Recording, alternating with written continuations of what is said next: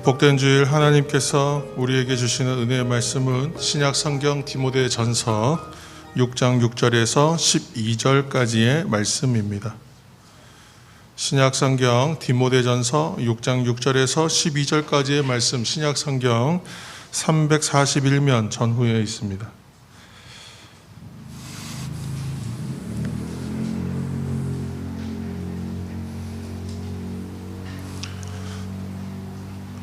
디모데전서 6장 6절에서 12절까지의 말씀을 제가 봉독하여 읽겠습니다. 제가 읽겠습니다. 그러나 자족하는 마음이 있으면 경건은 큰 이익이 되느니라. 우리가 세상에 아무것도 가지고 온 것이 없음에 또한 아무것도 가지고 가지 못하리니 우리가 먹을 것과 입을 것이 있은즉 족한 줄로 알 것이니라. 부하려 하는 자들은 시험과 올무와 여러 가지 어리석고 해로운 욕심에 떨어지나니 곧 사람으로 파멸과 멸망에 빠지게 하는 것이라. 돈을 사랑함이 일만 악의 뿌리가 되나니 이것을 탐내는 자들은 미혹을 받아 믿음에서 떠나 많은 근심으로써 자기를 찔렀도다. 오직 너 하나님의 사람아, 이것들을 피하고 의와 경건과 믿음과 사랑과 인내와 온유를 따르며 믿음의 선한 싸움을 싸우라. 영생을 취하라. 이를 위하여 네가 부르심을 받았고 많은 증인 앞에서 선한 증언을 하였도다. 아멘.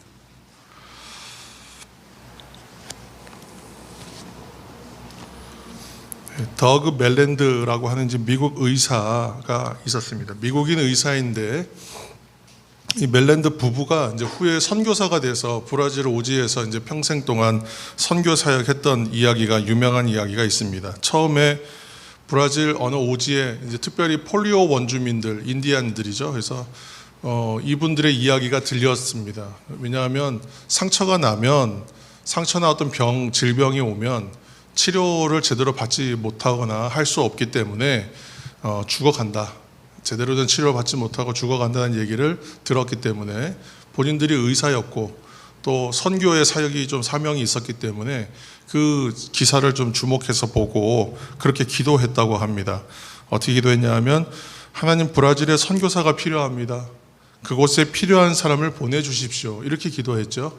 우리도 보통 이렇게 기도합니다. 그래서 이건 내가 갈 문제라고 생각하지는 않잖아요. 그래서 누군가 갈 사람이 있다면 보내주십시오 하고 이제 그 땅을 위해서 중보했는데 그 기도가 깊어지면서 어느 날 이제 마음의 음성이 들리기 시작하는데 어떤 음성이 들렸냐 하면 왜 다른 사람이라고 생각하느냐 이렇게 말씀하셨다는 거예요. 그래서 다시 한번 이제 확인하기 위해서 또 기도했는데 그곳은 너를 제일 필요로 하는 곳이다. 이렇게 말씀으로 주셨다고 합니다. 그래서 큰 깨달음을 얻고 이런 생각이 들었어요. 목회자나 어떤 목사가 가면 복음을 전할 수는 있겠지만 그 사람들의 질병을 의사가 아니면 고칠 수는 없겠구나. 어쩌면 내가 가는 것이 제일 맞겠구나라는 생각이 들어서 자기가 기쁜 마음으로 자원했고 이제 부부가 함께 가게 되었습니다. 근데 그곳에 도착을 했는데 사실 폴리오 인디언들이 굉장히 난폭하고 외지인들에 대해서 굉장히 강하게 배척하는 사람들이었고 죽이기도 했다고 해요. 그래서 사실 좀 두려운 마음으로 갔는데 그것에 도착하니까 처음에 아니나 다를까 이 사람들이 이 부부를 가리켜서 뭐라고 얘기하냐면 백인들이 왔다 이렇게 말했어요. 근데 이때 백인들이 왔다 할 때 이 백인이라는 표현이 상당히 좀 경멸하는 표현입니다. 왜냐하면 자신들에게 백인들이 그동안 어떻게 해왔는지가 그 말에 다 포함되어 있는 거예요. 그래서 자기들을 좀 새로운 무기들을 가져와서 괴롭히고 핍박했던 그 많은 백인들, 그 사람들처럼 부르는 거죠. 백인들이 왔다. 그렇게 하면서 처음에 좀 경원시했다고 해요. 멀리하고. 그런데 멜랜드 부부가 의료 봉사를 시작합니다. 그래서 많은 사람들의 질병을 고쳐주고 그들에게 도움을 주고 섬깁니다. 근데 그렇게 해서 헌신적인 생활을 시작했는데 그러니까 이 사람들이 그 부부를 뭐라고 하냐면 존경하는 백인이다 이렇게 호칭이 한번 바뀌었어요. 존경하는 백인이 된 멜랜드 부부가 이제는 폴리오 인디언들의 그 원주민 언어들을 배우기 시작해서 10년 넘게 생활하면서 언어도 배우고 문화도 배우고 해서 그들과 동화된 이제 생활들을 제대로 하기 시작했습니다. 그렇게 되니까 이제 인디안들이 멜랜드 부부를 가리켜서 뭐라고 했냐면 백인 인디안이다. 이거 백인이란 말은 안 떨어지는데 인디안이라고 불러줬어요. 인디언이라고 불러주는 것 자체가 인디언 사회, 그 원주민들 사회에서는 대단한 인정이고 칭찬이었던 것이죠. 함께 먹고 함께 자고 똑같이 인디언으로서 대접받고 그렇게 이제 생활하게 되었습니다. 근데 그러던 어느 날 한 소녀가 발등이 이제 부어서 큰 염증이 들어서 이제 골마 터지게 된 상처가 났는데 이 상처를 수술하고 좀 치료해야 되겠는데 마땅한 그 안에 있는 염증이나 이 고름을 빨아낼 수 있는 도구가 없었다. 그래서 그 고름을 어떻게 제거했냐면 입으로 빨아서 그것을 제거하고 그리고 이제 수술을 하고 치료했는데 그렇게 하고 나니까 걷지도 못하던 아이가 그날 잠을 잘 자고 그 다음 날부터 낫기 시작해서 며칠 안 돼서 애가 뛰어다닙니다. 그것을 보고 사람들이 감동을 받았어요. 우리에게 잘 섬기고 잘하는 사람들인 줄 알았지만 참 대단한 사람들이다. 감동을 받고 이분들을 향해서 뭐라고 얘기했냐면 하나님의 사람들이다. 이렇게 인정했다고 하는 거예요. 그들이 그곳에서 하나님의 명령을 받아 가서 수많은 시간들을 통해서 결국은 하나님의 사람으로 명칭이 4번 바뀌면서 인정받게 되었다라는 이야기가 있습니다. 이처럼 세상의 사람의 입으로도 하나님께서 증언해 버리십니다. 하나님의 사람들을. 근데 오늘 이 하나님의 사람이 어떠한 것인가, 어떠한 사람들인가 하는 것이 오늘 우리가 함께 읽은 본문 안에 하나님의 사람에 대하여 우리가 이해할 수 있는 말씀이 있습니다. 오늘 그 제목을 너 오직 하나님의 사람아 이렇게 했는데 이제 본문에는 이제 반대로 좀 다르게 되어 있죠. 오늘 6장 11절 말씀, 오늘 본문 6장 11절 말씀을 다 같이 한번 읽으시겠습니다. 6장 11절 말씀입니다. 오직 너 하나님의 사람아 이것들을 피하고 의와 경건과 믿음과 사랑과 인내와 온유를 따르며 아멘. 오직 너 하나님의 사람아 이렇게 되어 있잖아요. 근데 성경에는 오직 너 하나님의 사람아 이 어순으로 되어 있지만 원문을 잘 살펴보면 처음에 이제 인칭하는 인칭 대명사가 먼저 나와요. 그래서 너 이렇게 시작해요. 너부터 시작해요. 그러니까 너 직역하면 너 오직 하나님의 사람아 이렇게 해석해야 좀 더 직역에 가까워요. 그래서 여기서는 너 이렇게 말하는 가리키는 한 사람은 편지의 수신자를 말하는 거죠. 그러니까 이 편지의 수신자인 디모데가 너에 해당하는 게 맞아요. 이 말씀은 그래서 바울이 특별히 어릴 때부터 그를 아꼈고 그리고 특별히 목회자로 세웠던 디모데를 향하여 주어진 말씀입니다. 그러나 보편적으로는 하나님께 부름받은 모든 사람들이 이 말씀에 해당하는 거예요. 그래서 오늘 이 하나님의 사람이라는 표현이 오늘 읽은 디모데전서 6장에 한번 나오고 또 디모데 후서의 3장에 가서 한번 나옵니다. 우리가 잘 아는 이제 말씀이죠. 3장 디모데 후서 3장 16절에서 17절까지의 말씀을 앞에 화면을 참조하셔서 우리가 함께 읽겠습니다. 16절에서 17절.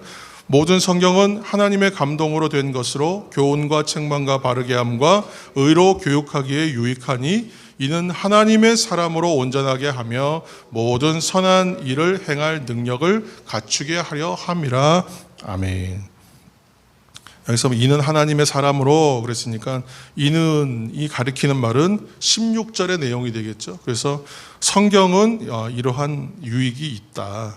곧 하나님 사람 되게 한다는 말씀이 되는 것이죠. 그 디모데 후서 3장에서 말하는 하나님의 사람은 이 말씀에 근거하면 모든 선한 일, 굿띵이잖아요. 그러니까 하나님께서 하시는 일을 우리 선하다고 말하잖아요. 그러니까 하나님의 뜻으로 행하여 이루어지는 모든 일들, 곧 하나님의 말씀대로 살아내는 삶을 통칭하는 거예요. 더 넓게 얘기하면. 그래서 디모데 후서에서 말하는 하나님의 사람은 모든 선한 일을 하기에 충분한 능력을 가진 성숙한 그리스도인, 우리가 꿈꾸는 것, 그 삶의 자리입니다. 이렇게 신약 전체에서는 하나님의 사람이라고 직접적인 표현이 여기 디모데 후서에밖에 안 나와요. 디모데 후서 3장에 한 번, 6장에 한 번 이렇게만 나오죠. 구약 성경에서는 이제 하나님의 사람을 가리키는 지칭을 보통 예언자, 선지자 또는 특별히 하나님의 뜻을 받들어 이제 행해야 되는 사람들에게 성경적인 좀 위대한 사람들, 그 사람들 앞에만 그 표현이 붙습니다. 간혹 붙는데 구약에서 히브리어로 하면 이시하 엘로힘 모세 뭐 이런 식으로 이제 표현을 해요. 그래서 그 중에는 물론 이름 없이 하나님의 뜻을 받들었던 사람들도, 이름 없는 선지자들도 있지만, 하나님의 사람은 그 이름이 드러나던 그렇지 않던 간에 하나님의 뜻을 전하고 행하는 사람들을 가리켜서 하나님의 사람이라고 말해 주었다는 것이죠. 그러므로 오늘 예배의 자리에 나오시는 사랑하는 성도 여러분, 그리고 이 시간 온라인으로 예배하시는 예배자 여러분, 이 시간 각 사람을 향하여 주시는 말씀을 들으셔서 하나님의 은혜로 회복됨을 누리시기를 예수님의 이름으로 축복합니다. 그리고 또한 오늘의 메시지를 특별히 여러분 받으실 때에 아멘으로 화답하시면서 받으셔서 하나님의 사람으로서의 나됨, 그것을 확인하는 그러한 시간이 되기를 다시 한번 축복합니다. 오늘 이 시간 이 자리에 예배에 나오신 분들을 이제 여기 지금 현장에도 계신데 온라인에도 물론 이제 몇 분 계실 겁니다. 함께 오늘 예배 드리실 때에 서로를 향해서 혹시 옆에 누가 계시면 옆에 분을 향해서 이렇게 축복하시기 바랍니다. 너 오직 하나님의 사람아, 이렇게 한번 축복하시기 바랍니다. 너 그러니까 반말이다 그러는데 그러지 말고 다시 한번 좀 웃으시면서 부드럽게 너 오직 하나님의 사람아, 다시 한번 축복하시겠습니다. 아멘. 이번에는 각자 자신의 가슴에 좀 손을 한번 얹으시고 나 오직 하나님의 사람아, 이렇게 한번 축복하시기 바랍니다. 나 오직 하나님의 사람아. 아멘. 오늘 축복의 말과 인사처럼 하나님의 사람으로 이 세대를 살아가시는 저와 여러분 되시기를, 온라인 예배자들이 다 되시기를 예수님의 이름으로 축복합니다. 본문으로 가서 우리 6장 11절 다시 한번 눈으로 보시기 바랍니다. 하나님의 사람은 두 가지가 있죠. 피할 것이 있다, 그리고 추구해야 할 것이 있다, 이렇게 좀 구분하고 있습니다. 그래서 첫째로 하나님의 사람으로서 피해야 할 것이 있다고 얘기해요. 이것들을 피하라. 피할 것이 무엇인가? 6장 2절에서 5절까지의 말씀 가운데서는 신앙마저도 자신의 이익을 얻기 위한 방편으로 생각하는 것을 피하라. 그러니까 신앙이나 이 종교 자체를 자신의 이익 얻기 위하여 사용하는 것을 피하라고 말한, 돈벌이로 여기지 말라는 것이죠. 또 6장 9절에서 10절은 그리고 나서 구체적으로 한 가지를 찍어요. 그래서 그게 뭐냐? 돈. 그래서 돈에 대한 욕심은 자멸과 괴로움뿐이다. 돈을 사랑함이 일만하게 뿌리가 된다. 이렇게 지금 얘기하고 있어요. 정리하면 오직 예수 그리스도 한 분으로 만족하는 삶과 대비된 것, 그것을 추구하는 것, 그러니까 하나님을 따르는 삶과 대비되는 개념을 갖고 와서 그것을 따르라고 말하는 세상의 관념과 가치들을 피하라. 그리고 그 거짓 교사들과 가르침을 피하라. 그런 의미가 되겠죠. 그래서 이 땅에서 살아가고 있는 모든 사람들은 사실 이 공통으로 받는 유혹입니다. 왜냐하면 세상을 살아가는 데 있어서 늘 말씀드리지만 재물과 재화와 음식과 입을 옷과 모든 것을 구입하고 생존을 위해서 돈과 어떤 그 경제적인 능력이 반드시 물질이 필요하기 때문에 그렇죠. 그래서 사람들이 이것은 내 생존과 관계 있고 내 생활과 관계 있고 또한 이러이러한 일들을 해야 하기 때문에 라고 생각해서 거부하거나 거절하기가 힘든 상황이 너무나 많이 있어요. 그리고 이 정도면 괜찮지, 이 정도는 괜찮지 않을까 하고 적절히 또한 타협해야 할 것을 많이 유혹받습니다.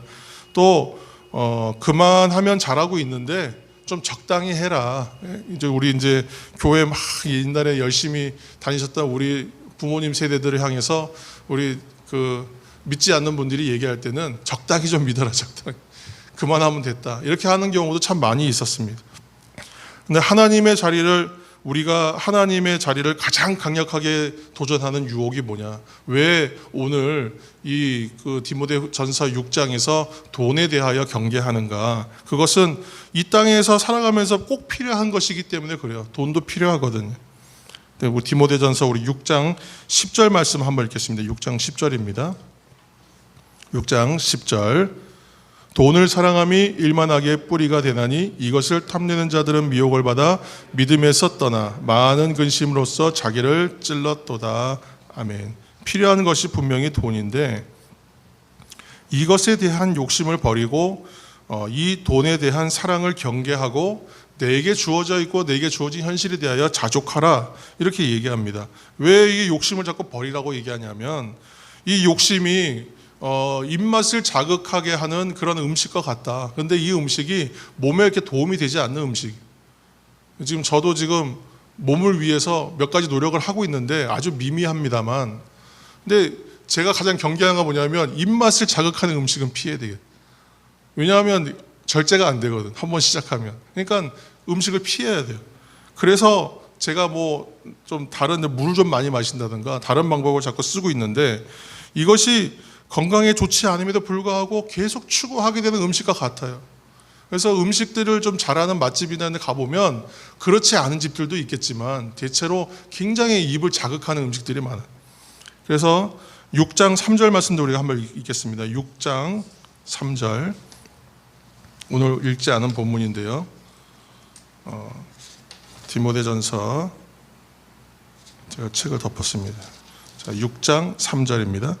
누구든지 다른 교훈을 하며 바른 말, 곧 우리 주 예수 그리스도의 말씀과 경건에 관한 교훈을 따르지 아니하면, 아멘. 그러니까 이런 세상의 유혹들은 우리로 하여금 바른 교훈을 따르지 못하게 한다. 곧 우리 주 예수 그리스도의 말씀과 경건에 관한 교훈에 머물러 있지 못하게 한다. 6장 우리 6절도 한번 읽겠습니다. 6장 6절입니다. 그러나 자족하는 마음이 있으면 경건은 큰 이익이 되느니라. 아멘. 우리가 이제 요즘에 계속 나눴던 말씀입니다. 우리 예레미야가 샀던 아나도 땅, 사람들이 가치 없고 쓸모 없어 왜 저희를 행하는가 했던 그런 땅을 사는 행동, 또는 매일매일 내가 쌓아가는 하나님 앞에서의 새벽 기도와 같은 경건의 시간들, 그 시간들이 인생에 무슨 큰 의미가 있고 영향력이 있는가. 오늘 좀 음식을 좀 절제하면서 좀 물을 많이 마시고 조절한다고 한들 체중계 올라가서 몸무게 달아보면 큰 차이도 없는데 이런 노력을 왜 하고 있냐. 이런 생각들이 우리로 하여금 들게 한단 말이죠. 그런데 6장 6절 말씀처럼 매일 주시는 평안과 감사의 삶의 자리에서 내가 머무를 수 있게 하는 것이 뭐냐면 경건의 능력이. 어느 날 문제가 와서요, 그 문제에 대해서 내가 그 문제에 집중하여 기도하면 그 기도가 하나님 앞에 상달되어서 문제가 해결됨으로 인하여 급격하게 몰려오는, 아주 강력하게 밀려오는 하나님의 평안 경험할 수도 있습니다. 그러나 내가 오늘 즉시로 기도한다고 하여 그 문제가 즉시로 해결되고 즉시로 평안함이 몰려오느냐, 꼭 그렇지만은 않다는 거예요. 그런데 매일 하나님 앞에 경건의 시간이라고 삼아서 하나님 앞에 나아갔던 그 시간들이 쌓이면요, 웬만한 일들이 다가와도 내 기도와 그 경건의 시간들을 침범해내지 못해요. 나를 평안과 감사의 자리에 머물러 있을 수 있게 하는 힘이 거기서 나온다는. 여러분 믿으십니까? 우리가 잘 아는 이야기들이 있습니다. 동물의 세계, 예전에 TV에서 동물의 세계, 동물에 관한 자연에 대한 다큐멘터리 나오면 정말 길을 쓰고 열심히 봤어요. 왜 이렇게 재밌는지 몰라요. 근데 열심히 봤는데 그 다큐멘터리들을 보다 보면 자연 안에 있는 질서가 다 보이잖아요. 맹수들이 힘이 세고 내가 다 누구든지 제압할 수 있다고 해서 동물들을 잡아먹는데, 이것이 절제 없이 잡아먹기 시작하면 개체수의 어떤 그런 균형이 다 무너지지 않습니까? 그런데 아무리 내가 힘이 세고 내가 아무리 많은 능력들이 있다 한들 맹수라고 해서 모든 짐승들을 무조건 잡아 죽이기만 하느냐? 그렇지 않아요. 자기가 딱 배부를 만큼만 먹고 더 이상 사냥하지 않잖아요. 그리고는 그냥 세상 그렇게 평안해 보이는 얼굴로, 그렇게 전혀 무서워 보이지 않는 얼굴로 나무 그늘에 누워가지고 자요. 웃는 얼굴로. 제가 보기에는 웃는 얼굴이었어요. 사자인데. 그렇게 평안해 보이더라는 거예요. 동물들도 자신의 배만 채워지면 살생을 멈춥니다. 더 이상 해치지 않아요. 그런데 사람은요, 멈추지를 못해요. 이것이 추구하기 시작하면 끝이 없어요. 입이 즐겁고 내가 이미 배가 부른데도 입이 즐거우니까 계속 먹어. 이미 쓰고도 남을 만큼 충분히 모았음에도 불구하고 경제적 이득은 계속 취해야 돼요. 할 수 있는 한 취해요. 계속 모읍니다. 충분히 건강한데 건강에 좋다는 음식을요, 일부러 산간 오지까지 쫓아다니면서 그거 먹으러 갑니다. 사람들이 그런다니까. 어떤 사례 조사를 우리가 보니까 아무것도 먹지 못하면 새가 9일이고 사람은 18일, 평균적으로 3주, 최대는 한 40일까지도 살았다. 그러나 이거는 뭐 항상 말씀드리지만 비윤리적인 실험을 할 수 없기 때문에 얼마나 오래 살아남았는가는 그냥 사고나 이런 걸 통해서 생존 사례만 보는 거잖아요. 우리나라도 마음 아픈 얘기지만 삼풍백화점 예전에 한 30년도 벌써 더 됐군요. 95년도인가 그랬으니까. 그때 무너졌던, 그때에 살아남았던 친구가 20살짜리 여자아이가 살아남았던 게 17일인가 18일 정도 살아남아요. 그 삼풍백화점 무너졌을 때 제 교회 제 친구도 한 명 거기서 매몰돼서 사망했거든요. 결혼 준비하던 아이였는데 죽었습니다. 잊어버릴 수가 없어요, 그 사건을. 근데 그 안에서 그 오랜 시간들 가운데 살아남는 사람이 있어서 사람들이 정말 많이 기대했어요. 이 아이도 죽지 않고 살아오겠구나, 그렇게 생각했었는데 결국은 돌아오지 못한 사람이었어요. 그런데 생존 사례들을 보니까 거북이는요 500일 동안 먹지 않아도 산답니다. 500일 정도, 1년도 넘게. 뱀은 800일 동안 먹지 않아도 산다. 그래서 거북이 신자라는 말이 있잖아요. 거북이 신자. 500일을 사는, 아무것도 먹지 않아도 500일 살 수 있는 거북이처럼 그리스도인은 그리스도인인데 매일 말씀의 양식 안 먹고 기도의 은혜도 없이 사는 사람. 분명히 그리스도인인데 신앙생활 제대로 안 해도 그냥 사는 사람. 그 사람들 가서 거북이 신자라는 말을 쓴답니다. 정작 먹고 마셔야 할 것은 먹지도 추구하지도 않고 자족할 줄 모르고 욕심만 추구하는 것. 그 안에 생명은 성장도 없고 균형도 없다. 그래서 오늘 하나님의 사람들은 이것들을 피하라, 그리고 자족하라, 이렇게 말씀하고 있는 거예요.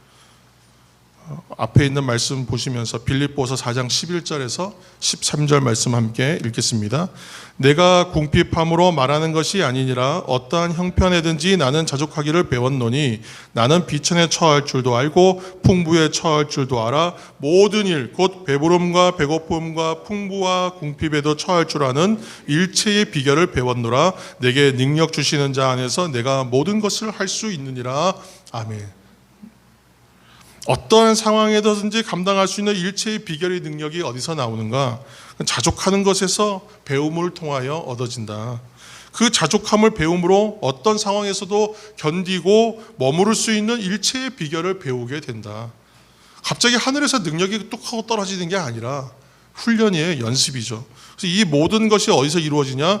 능력 주시는 분 안에 내가 있음으로 시작되고 그 안에서 얻어지는 것이다. 이렇게 얘기하고 있습니다. 바로 우리가 엔크리스토스라고 하잖아요. 예수 그리스도 안에 있기 때문에 이 모든 일이 가능해진다. 하나님의 사람의 삶의 모습을 오늘 말하고 있는 것입니다. 그렇기에 자족은 뭐냐? 성도의 삶의 열매. 우리가 성령의 9가지 열매 얘기하는데 이 자족함을 통해서 그 열매들 맺을 수 있는 길이 열린다. 이렇게 말씀하고 있어요. 그렇다면 이 자족하는 것과 더불어 둘째로 하나님의 사람들이 이번에 취해야 할 것은 무엇이냐? 구체적으로. 그래서 피해야 할 것을 피하고 자족함을 아는 그리스도인 하나님의 사람들이 가장 민감해야 되는 것은 무엇이냐? 그것이 바로 하나님의 뜻이라는 거죠. 오늘 또 앞에 있는 말씀 읽겠습니다. 골로새서 1장 23절입니다. 만일 너희가 믿음에 거하고 터 위에 굳게 서서 너희 들은 바 복음의 소망에서 흔들리지 아니하면 그리하리라. 이 복음은 천하 만민에게 전파된 바요 나 바울은 이 복음의 일꾼이 되었노라. 아멘. 우리가 민감해야 되는 하나님의 말씀에 대해서 복음이라고 얘기하고 있어요. 여러분 지금 제가 오늘 나누는 이 말씀들은 우리가 작년 연말과 올해 연초에 이어지면서 제가 말씀했던 이야기들을 어떻게 보면 정리한 것과 같아요. 우리가 경건에 대한 얘기를 하면서 이 비슷한 이야기들을 여러 번 나눴습니다. 이러한 하나님의 뜻과 말씀을 가리켜서 우리가 복음이라고 말하는데 전파되는 하나님의 뜻을 영어로 하면 굿뉴스라고 하잖아요. 굿뉴스, 복음. 이 뉴스라는 말 자체가 우리나라로 치면 동서남북 이렇게 말하는 것처럼 서양에서 뭐라고 하면 북동서남 이렇게 말하잖아요. 그래서 북동서남 이렇게 떼면 NEWS 이렇게 머리 글자를 따서 뉴스가 되는 거죠. 그러니까 뉴스라는 말은 새로운 소식이라는 것은 어디서 오냐면 사방에서 오는 거예요. 뉴스는 사방에서 들려오는 소리인데 사방에서 들려오는 소리 그 자체로는 생명을 살리는 일인지 복된 소리인지 우리는 알 수가 없어요. 아무리 우리가 각종 매체를 통해서 많은 뉴스를 들어도 그 안에서 생명 얻을 수 없는 것과 동일한 것입니다. 그러나 하나님께서 우리에게 주시는 복된 소리, 그 복음, 진정으로 굿뉴스, 이 복음만이 참 진리의 소리잖아요. 하나님으로부터 온 소식이잖아요. 살리는 말씀이잖아요. 그리고 이것을 우리가 그래서 복음이라고 말하는데, 이 말씀에 대해서 우리가 민감하고 예민하여 이 말씀 듣기를 힘쓰면 된다는 거예요. 거기에 생명 살리는 이야기가 있다는 거예요.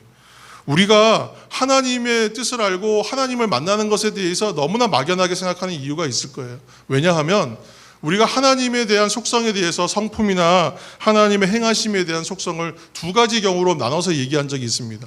그것은 공의의 하나님, 정의로우시고 공평하시고 공정하게 행하시는 객관성을 가지신 하나님에 대해서 얘기했었고, 동시에 매우 사랑이 많으신 하나님, 인애와 자비가 많으신 헤세드의 하나님 얘기하면서 그 하나님은 우리를 향하여 끝없는 사랑과 포기하지 않는 사랑 갖고 계신다. 열심히 있으시다. 그렇게 얘기하면서 두 하나님의 양면적인 모습들을 우리가 대비해서 이야기했지 않습니까? 동시에 하나님이 함께 하신다는 의미에서의 또 두 가지 관점에서 볼 수 있어요. 하나는 초월하신 하나님이에요. 신학적으로 얘기하면. 하나님의 초월성과 하나님의 내재성이라고 얘기하는데, 초월하신 하나님은 어떤 하나님이에요? 우리가 도무지 만날 수 없는 차원에 계신 하나님으로 여기는 하나님. 멀리 계신 것 같아요. 하나님 너무나 멀리 계시고 다른 차원에 계시다. 그러나 그 하나님이 초월하시는 하나님이시죠. 우리와는 전혀 다른 차원에 계신 하나님. 그러나 동시에 그 하나님 어떤 하나님이냐? 내재하시는 하나님이시라는 거예요. 다른 차원에 계시고 우리가 도저히 우러러 바라볼 수도 없는 분과 같지만, 그러나 그 하나님이 내 작은 내 가슴에 나에게 함께 하시는 내재하시는 하나님이시다. 동시에 그렇게 말하고 있는 거예요. 그러니까 이 하나님의 뜻과 소리에 집중하는 방법은 뭐예요? 내 안에 계신 하나님의 음성에 귀 기울이를 했으면 돼요. 멀리 계신 하나님이라고 생각해서 하나님 나에게 어떻게 말씀하시겠습니까?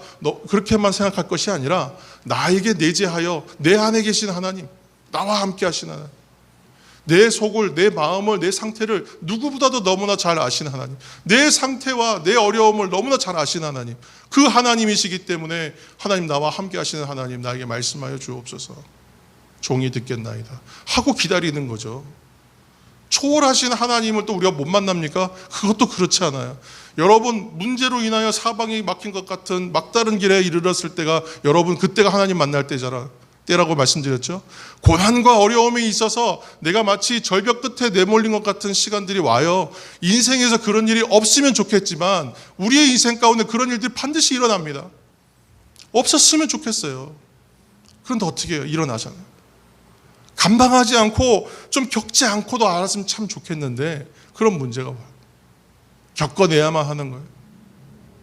적어도 작은 수술을 2번 했습니다만 그 작은 수술이지만 그 수술도요, 견디기 힘들어요. 안 했으면 좋겠어요. 그런데 그거 해야 돼요. 저야 좀 시간이 지나면 회복되겠지만 감당할 수 없는 큰 수술을 앞둔 분도 있지 않습니까? 안 겪었으면 좋겠거든요. 좀 잘 지나갔으면 좋겠거든요. 그런데 그런 일들이 와요. 사방이 막힌 것 같은 상황이 온다. 그때 우리가 바라볼 곳은 어디 있어요? 사방이 다 막혔잖아요. 어딜 바라봐야 돼요, 여러분? 하늘밖에 바라볼 데가 없어요. 왜요? 초월적인 하나님이 계시는 곳, 그곳이니 바라보는 곳. 그 하나님을 향해서 고개만 들면 됩니다. 노뱀을 바라보는 것처럼 고개만 들면 돼요. 그러면 내 안에 계신 하나님 동시에 그 하나님이 말씀해 주신다. 초월적인 하나님, 모든 일에 능치 못할 일이 없으시고요. 어느 곳에나 무소부재, 하나님 어느 곳에나 편만하게 계시는 하나님. 그 하나님이 내 안에도 계시더라. 여러분, 이게 영적인 민감함입니다. 청년 시절에 하나님 나에게 영적 민감함을 주옵소서 기도했어요. 무슨 뜻인지 모르고 기도했어요. 영적 민감함이 뭔지 몰랐어요. 이게 뭐 내가 갑자기 없던 영적인 감각이 막 민감하게 나가지고 이게 길 가다 보면 하나님 뜻이 막 다 글자로 보이고 막 그럴 줄 알았어요. 그런 게 아니라 내 안에 계신 분이 말씀하시니까 이 뜻이 예민해지는 거예요. 이 안에서 소리가 들리니까. 아무도 못 들어요, 제가 듣는 소리를. 그런데 나만 들리는 거예요. 왜요? 내 안에 말씀하시니까. 나만 들을 수 있게 하나님이 위에서 이렇게 보내주시는 소리입니까? 내 안에 계신 하나님께서 나에게만 말씀하시기 때문에 나만 들리는 거예요. 우리가 이처럼 하나님의 뜻과 소리에 집중하여 추구해야 될 삶의 덕목들도 있더라. 그게 이제 6장 11절에 나와 있어요. 한 번 더 읽을게요. 6장 11절. 오직 너 하나님의 사람아 이것들을 피하고 의와 경건과 믿음과 사랑과 인내와 온유를 따르며. 아멘. 의와 경건과 믿음과 사랑과 인내와 온유. 이제 신학대학원 이제 진학하려면 이거 다 외워야 돼요. 뭐 사랑, 희랑, 화평, 오래 참음, 자비, 양선, 충성, 온유, 절제 뭐 이런 거 하는 것처럼 의와 경건과 믿음과 또 외워야 되는 거예요. 그런데 외워서 내 덕목이 되지는 않아요. 의는 하나님의 정의로움을 말하는 거죠. 공의의 하나님, 정의로우신 하나님, 공평하신 하나님. 경건은 하나님의 뜻을 따르는 합당한 삶의 자세를 말하는 거예요.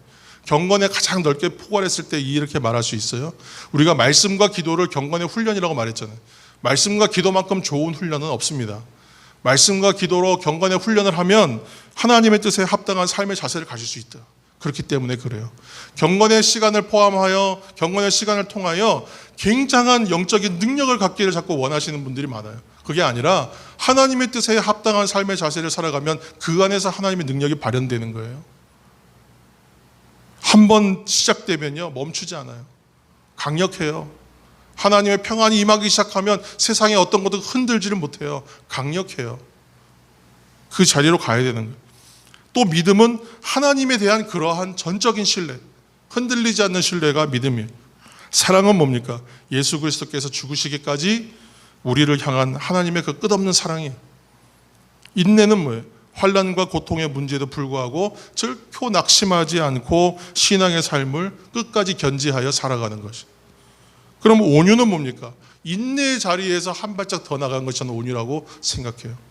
어떠한 그러한 마음이 흔들리고 무너질 수 있고 실망하고 낙심할 수 있는 자리에 있음에도 불구하고 그 자리에서 한 발 더 나가서 그럼에도 불구하고 감사해버리는 사람, 그 사람이 온유다 생각해요. 그래서 모세가 대표적인 사람이에요. 그의 온유함이 세상의 지면에 어떤 사람보다 컸다 그랬잖아요. 얼마나 많은 사람들이 와서 괴롭히고 힘들게 했겠습니까? 그 안에 얼마나 고민이 많았겠어요. 그 수많은 사람을 인도하여 가면서 오늘 이런 일이 생기고 내일 저런 일이 생기는데 그 일들을 어떻게 감당하겠어요? 하나님 앞에 나갈 수밖에 없었던 거예요. 모세는 그냥 붙들릴 수밖에 없는 상황에서 살아냈던 거죠. 오늘 디모데 전서 6장 12절 말씀 드리겠습니다. 6장 12절. 믿음의 선한 싸움을 싸우라. 영생을 취하라. 이를 위하여 내가 부르심을 받았고 많은 증인 앞에서 선한 증언을 하였도다. 아멘. 이제 어떻게 살아야 하는가 문제가 나오는데 쉽지는 않다 그랬어요. 쉽지는 않아요. 그런데 어떻게 하라 그러냐면 믿음의 선한 싸움을 싸우라 그래요. 믿음의 선한 싸움을 싸우는 삶은 과연 뭐냐? 그 이해를 위해서 한 절 더 읽어야 되는데 에베소서 4장 1절에서 2절 말씀 앞에 참조해서 함께 읽겠습니다. 에베소서 4장 1절에서 2절입니다. 그러므로 주 안에서 갇힌 내가 너희를 권하노니 너희가 부르심을 받은 일에 합당하게 행하여 모든 겸손과 온유로 하고 오래 참음으로 사랑 가운데서 서로 용납하고. 아멘. 여러분 이렇게 이제 읽으면 2절에 있는 말씀에 우리가 주목합니다. 그래서 겸손과 온유로 하고 오래 참음으로 하고 사랑 가운데서 서로 용납해야겠구나 하고 이제 덕목으로 기억하고 끝나는 거예요. 그러면 안 되고 너희가 부르심을 받은 일에 합당하게 행하여가 포인트예요. 부르심에 대하여 합당하게, 굉장히 무서운 말이잖아요. 사실은 성경에 그냥 지나가는 이야기인데 무서운 단어들이 많이 있어요. 너무 큰 부담으로 다가오는, 이게 도대체 얼마큼 해야 되는 거냐. 그리고 나서 뒤에 말씀을 읽으면 겸손과 온유와 오래 참음과 사랑 가운데 용납하는 것, 이렇게 하면 좀 쉬워 보입니다. 오히려. 그러니까 뒤에 있는 것이 어려워 보이면 안 돼요. 왜냐하면 합당하게라는 말이 무서운 말이에요. 부르심에 합당하게. 이 합당하다는 말이 악시오스라는 단어, 제가 좋아하는 단어이지만 두려운 단어. 합당하다는 것은 부르심에 대하여 내가 합당해야 돼. 밸런스가 맞아야 된다는 얘기잖아요. 하나님이 나를 중하게 부르셨으면 내가 중하게 거기에 대해서 응답할 수 있어야 되고, 하나님이 나를 가볍게 부르셨으면 내가 가볍게 응하면 돼요. 근데 하나님의 부르심은 결코 가벼움이 없어요. 매우 중요하게 부르시고 하나님께서 아주 중요한 의미를 담아 스페셜, 특별하게 부르세요. 모든 사람들이 그렇습니다. 모든 사람들에게 사명과 비전과 은사가 있고 그들에게 해야 할 일들이 주어져요. 그 일들을 잘 발견하여 일찍부터 시작한 사람은 포도원 품꾼 비유에 나오는 일찍 들어가서 일한 사람과 같이 일할 수 있는 거예요. 더 많이 할 수 있는 거예요. 영광된 거예요. 값은 똑같이 받아요. 똑같이 구원 받는 것으로 끝나요. 구원의 순위가 있냐고요? 없어요. 제가 알기로는 없어요. 하나님이 만약에 그런 차등을 주셨으면 저는 하나님 안 믿었을 것 같아요. 감히 말씀드리건대.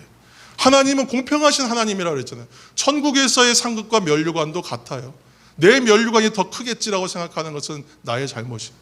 그렇게 따지면 저보다 더 훌륭하게 열심히 섬기고 헌신한 사람 정말 많을 거거든요. 순교한 사람은 영원히 못 이길 거거든요. 그러면 안 되잖아요. 나는 나중된 자로서 먼저 될 수 있다는 것은 하나님의 뜻이잖아요. 모든 사람이 공평하기 때문에 말씀드리고 있는 거예요. 포도원 품꾼에서 비유에서 말하는 것처럼 먼저 들어가서 일찍 일한 사람의 받는 복은 오래 일할 수 있었다는 거예요. 하나님 뜻 안에 먼저 붙잡혀서 일찍부터 오랫동안 일할 수 있었다는, 감사한 거예요.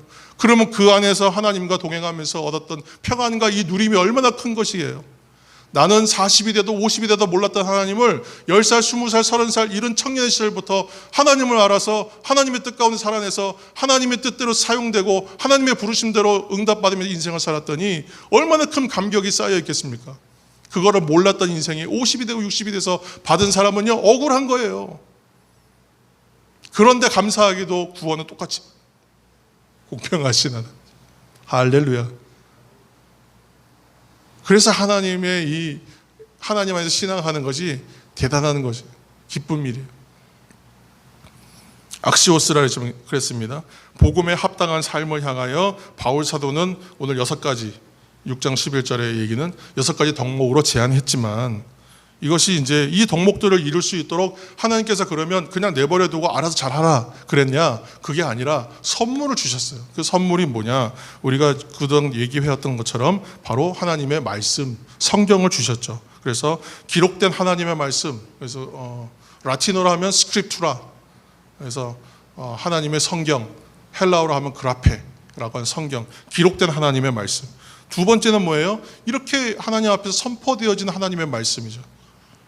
캐리그마라고 선포되어지는 하나님의 말씀. 우리가 하나님의 뜻을 받들어서 우리가 전하면요, 그것도 캐리그마예요. 그래서 전도하고 도를 전하고 하나님의 뜻을 전하기 위해서 우리들도 훈련받아야 돼요. 잘 정제된 언어, 정리된 언어로 해야 돼요. 그것이 나의 간증, 하나님의 뜻을 본 것으로 얘기하면 증언이라고도 하지만 그건 동시에 저는 캐리그마라고 생각해요. 셋째로는 계시된 하나님의 말씀이라 그래요. 그죠? 이거 이단들이 갖고 써가지고 이 말 잘 쓰지 않는데 레마라 레마. 그래서 깨달아진 말씀, 내 입에 있는 하나님의 말씀, 내 마음에 있는 말씀, 입에 있는 말씀이죠.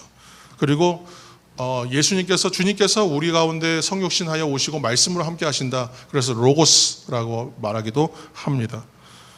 디아데케라고도 하기도 하고, 이건 언약의 말씀이다 그런 뜻이죠. 이렇게 말씀으로 중심하는 삶에 여러분 꼭 같이 가야 되는 것이 있어요. 저는 여기에 이제 찬양을 하나 더 넣기도 합니다. 왜냐하면 저는 찬양하는 것이 좋기 때문에. 전 찬양하면 마음이 막 열려버리니까 찬양하는 게 좋아요. 그러나 찬양은 꼭 해야 되는 거 하면 좋지만 필수 조건에 넣을 때는 말씀과 기도를 주로 얘기해요. 말씀과 함께 가는 것은 기도예요. 기도 없이는 말씀이 열리질 않아요. 왜냐하면 기도는 하나님을 좀 더 깊이 알아가고 하나님과 통하여 교제하는 시간이기 때문에 우리가 하나님 knowing갓이라 그래요. 하나님을 알아가는 시간이 없이는 말씀이 보이질 않는 거예요. 그러니까 말씀을 죽어도 공부해도요, 안 보여요. 그런데 은혜를 받으면 열려버려요. 거기에 공부한 게 더해지면 폭발해요. 그래서 이런 것은 어떤 것이 중하다 약하다라고 말하기는 어려워요. 그러나 말씀에 항상 동반되어야 되는 건 기도하는 시간이 필요하다. 그럼 기도만 하면 됩니까? 아니요. 말씀 꼭 읽어야 돼요. 기도하다 보면 이상한 영에 끌려갈 수도 있어요. 그러니까 말씀에 굳건히 서서 기도하면 온전한 밸런스가 있게 됩니다. 때를 얻어서 하는 정기적인 기도나 때를 못 얻어도 하는 비정기적인 기도, 어떠한 것이든 좋아요. 시작은 기도하시는 시간. 그래서 이 기도하면 말씀은 하나의 객관적인 사실이에요. 이 말씀은 이미 기록되어 있고 선포되고 있기 때문에 하나의 객관적 사실이에요. 인정하든 인정하지 않든 사람들이 이 말씀은 존재하잖아요. 이 객관적인 말씀들이 나와는 떨어져 있는 초월적 하나님처럼 떨어져 있던 것이 내가 기도하는 시간을 통하여 어떤 일이 생기냐면 이 객관적인 사실이 나의 주관적인 체험으로 체험돼 버리는 시간이 기도 시간이. 그러니까 이 객관적인 사실과 주관적인 체험이 만나는 시간이 말씀과 기도, 경건의 시간이에요. 강력할 수밖에 없어요, 여러분. 포기하지 마십시오. 힘들어도 어려워도 말씀 한 절 읽고 하나님 이 말씀 나에게 임하여 주옵소서. 간단하게 하더라도 여러분 경건의 시간 포기하지 마십시오. 어느 곳에 가든지 작은 성경책 하나 갖고 가시고, 요즘에 핸드폰 앱이 다 있으니까 유튜브만 열심히 보지 말고 거기서 하나님의 말씀에 관련한 앱을 하나 깔아놓고 잠깐 말씀 보고 그리고 잠깐 묵상해요. 부끄럽지만 하나님 오늘 이렇게 기도하고 말겠습니다 하더라도 하시는 거예요. 그러면 열리는 거예요, 경건의 능력들이. 오늘 이 말씀드리는 싸움, 성경에 싸움이라 그랬는데 이 싸움은 설교 서두에 말씀드렸던 우리를 자꾸만 다른 것을 추구하게 하는 세상에 대한 맞서는 싸움이기도 하지만, 하나님의 음성과 하나님의 삶에 나아가는, 하나님의 음성을 듣는 삶으로 나아가는 경건의 훈련을 위해서 자꾸만 나를 방해하는 세력 모두와 싸우는 시간이에요. 그렇게 해서 여러분 이 싸움에서 승리하시고 나아가기를 예수님의 이름으로 축원합니다. 하나님에 대한 전적인 신뢰하는 믿음 가지고 사방에서 들려오는 소리들 가운데 하나님의 복된 소리를, 복음을 구별해서 듣기 시작하면 여러분 이 기도 가운데에 늘 발견하고 경험하는 복음의 능력, 하나님의 은혜의 능력이 우리에게 발견됩니다. 그러면 삶의 변화가 일어날 수밖에 없어요. 그 사람들이 모인 교회가 강력한 교회예요. 우리도 이 대구 서구 지역에 그런 교회가 하나 있어야 되지 않겠습니까? 많은 교회가 열심히 하고 잘하고 있지만 저는 우리 교회가 그런 교회 되기를 예수님 여러분 축원합니다. 여러분 도전합니다. 그래서 그런 교회 되기를 간절히 원합니다. 이것이 하나님의 부르심에 대하여 합당한 성도의 삶이고 교회에 해야 될 역할이라고 생각합니다. 오늘 하나님의 사람의 삶이 이러한 것이다라고 말하고 있죠. 마지막으로 사도 바울이 인생의 막바지에 남긴 고백이 있어요. 디모데후서 4장 7절에서 8절 말씀입니다. 오늘 말씀이 좀 긴데 디모데후서 4장 7절에서 8절 말씀 읽겠습니다. 나는 선한 싸움을 싸우고 나의 달려갈 길을 마치고 믿음을 지켰으니 이제 후로는 나를 위하여 의의 면류관이 예배되었으므로 주 곧 의로우신 재판장이 그날에 내게 주실 것이며 내게만 아니라 주의 나타나심을 사모하는 모든 자에게도니라. 아멘. 이것은 이제 유진 피터슨이 쓴 메시지 성경으로 6절부터 8절까지의 말씀을 풀어놓았는데 그 부분을 우리가 함께 앞에 있는 내용을 참조하셔서 한번 읽어보시겠습니다. 좀 더 쉽습니다. 읽겠습니다. 그대가 이어받으십시오. 나의 죽을 날이 가까웠고 나의 생명은 하나님의 제단의 제물로 드려졌습니다. 이것은 참으로 달려볼 가치가 있는 유일한 경주입니다. 나는 열심히 달려서 이제 막 결승점에 이르렀고 그 길에서 믿음을 지켰습니다. 이제 남은 것은 환호소리 곧 하나님의 박수갈채뿐입니다. 그것을 믿으십시오. 그분께서 나뿐 아니라 그분의 오심을 간절히 기다리는 모든 이들에게도 공정하게 대해 주실 것입니다. 아멘. 우리 모두에게 주시는 말씀, 바울의 고백이었지만 우리 모두의 고백이 됩니다. 이 말씀이 새겨져 있는 목사님들의 묘비가 많이 있습니다만, 제가 청평에 은혜 받았던 기도원에 가면, 기도원 뒷산에 올라가면 그분 묘지에 가면 이 비석에 이 말씀 새겨져 있어요. 한 번씩 이제 몇 년에 한 번씩 기회가 될 때마다 힘든 일이 있을 때 꼭 갔었는데 한 번씩 가요. 그럼 꼭 거기 올라가 봐요. 거기 갔으면 기도하는 시간보다 저는 묘비 한번 글 한번 읽어보고 거기 앉아있다 오는 게 더 큰 기도의 시간인 것 같아요. 말씀을 보면요, 가슴 속에 뭐가 이렇게 울컥하고 뭉클거리면서 올라오는 게 있어요. 그러한 은혜가 있어요. 그거는 그 안에 많은 감정이 있어요. 그렇게 살지 못한 것에 대한 회환이나 부끄러움과 회개의 마음도 있고, 그렇게 살아야겠다라는 결단도 있고, 그렇게 또 살게 하나님 나를 인도하시는 은혜에 대한 감사도 있고, 복합적인 감정이 들어요. 하나님이 나에게만 말씀하시는 그런 마음이고 그런 음성이에요. 여러분, 그런 음성 누구에게나 누구나 다 들으실 수 있어요. 예수 안에 있는 사람, 하나님 뜻에 머물러 있는 사람, 나에게 말씀해 주시는 하나님의 음성에 귀를 기울이는 영적인 민감함을 추구하는 모든 사람은 그러한 말씀의 은혜가 있습니다. 음성을 듣는 은혜가 있으시기를 예수님의 이름으로 축원합니다. 너 오직 하나님의 사람들아, 부르심과 복음에 합당한 인생을 살아내시기를 예수님의 이름으로 축원합니다. 기도하겠습니다. 영광과 찬송을 받으시기에 합당하신 하나님 아버지, 오늘 예수 그리스도 안에 있는 삶을 살게 하신 그 은혜에 감사합니다. 부르심과 복음에 합당한 삶을 살게 하여 주옵소서. 믿음의 선한 싸움을 싸우고 영생을 소유하고 지켜내는 인생을 살게 하여 주옵소서. 서로 연합되는 돕는 지체가 되게 하여 주셔서 우리에게 이 아름다운 교회를 허락하여 주셨사오니 주님의 몸된 교회를 잘 섬기고 새롭게 함으로 하나님의 뜻을 잘 이루어 부응하는 역사 있게 하여 주옵소서. 예수님의 귀하신 이름으로 기도하옵나이다. 아멘.